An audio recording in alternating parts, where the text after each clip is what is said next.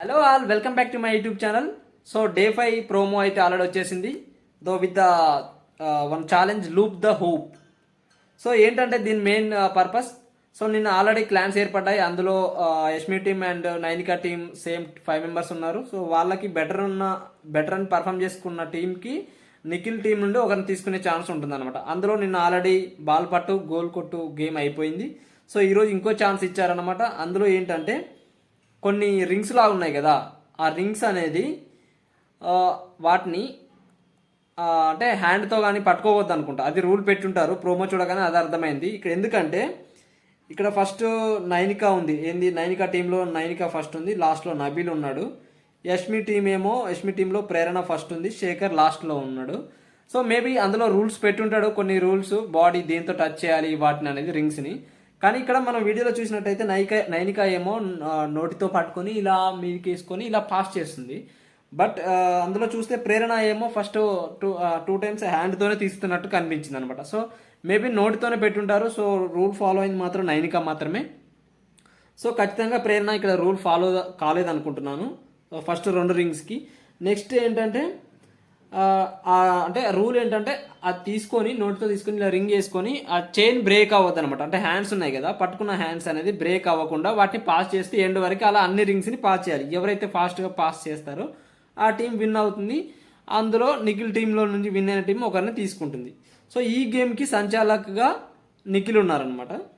So అలా అవుతున్న కొద్దీ మధ్యలో ఇంకా ఎవరైతే నైనికా టీం వాళ్ళు ఫాస్ట్గా మొత్తం వేసేస్తారు. కాకపోతే ఇక్కడ ట్విస్ట్ ఏంటంటే నైనికా టీంలో ఎండ్లో నబీల్ ఉన్నాడు. ఆ నబీల్ ఏంటంటే అలా రింగ్ అలా పాస్ చేస్తూ ఇలా హెడ్ వేరకు వస్తుంది కదా, హెడ్ నుండి డైరెక్ట్ ఇలా పడేస్తాడు అనమాట, అవతలకి వేసేస్తాడు. వేరేస్ యష్మి టీంలో శేఖర్ భాష లాస్ట్లో ఉండడం వల్ల ఆయనే ఇలా ఈ హ్యాండ్ అంటే రైట్ హ్యాండ్కి రింగ్ వచ్చినప్పుడు దాన్ని హెడ్కి వేసుకొని మళ్ళీ లెగ్ త్రూ కింద వేస్తున్నాడు. అంటే అక్కడ రూల్ పెట్టిందేమో బాడీ త్రూ వెళ్తే చాలు అన్నాడు. అది వెదర్ హెడ్డా లెగ్తోనా ఎలా అయినా అది రింగ్ పాస్ అవుతే వెళ్ళాలి.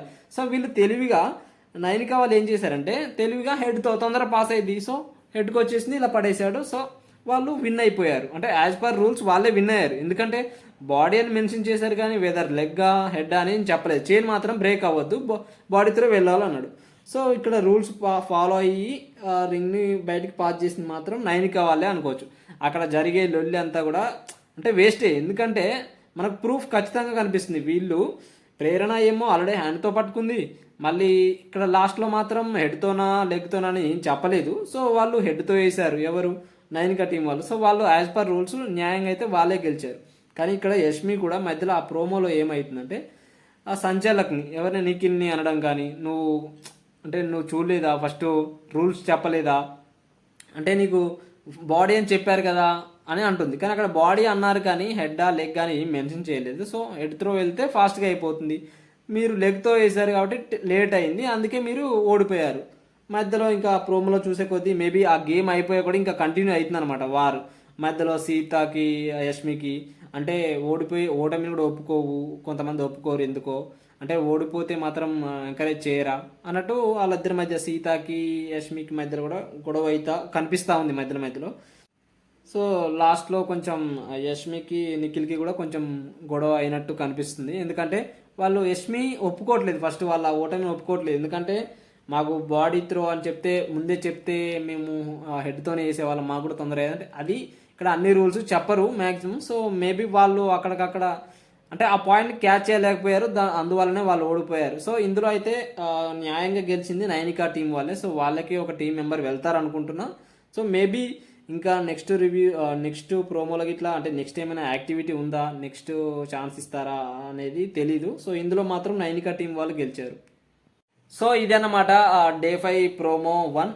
సో ఇందులో ఒక అంటే సెకండ్ ఛాన్స్గా ఇచ్చారు కదా గేమ్, ఆ లూప్ ద హూప్ ఆ గేమ్ ఒకటే జరిగింది. సో దానికి తర్వాత జరిగిన ఆర్గ్యుమెంట్స్, విన్నర్ సెలబ్రేషన్స్ ఇది మాత్రమే జరిగిందనమాట. So small review.